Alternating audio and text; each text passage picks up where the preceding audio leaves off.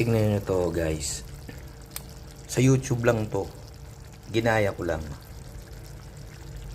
Chicken recipe. Pero hindi ko alam ang pangalan. Nung tinikman ko naman, wow, I was surprised. Ang sarap. Ang ingredients lang nito, patis, oyster sauce, lechon sauce, vinegar, pepper, tapos green chili, tapos linagyan ng daon ng laurel, buong paminta. Yun, hindi ko maalaman, parang parehas lang sa sa lechon paksiw, pero different yung approach ng pagkakaluto. Anyway guys, ito, natutuwa lang ako, share ko lang sa inyo. Have a blessed Sunday. Ingat po tayong lahat. Bye-bye! Merry Christmas sa inyo lahat and Happy New Year.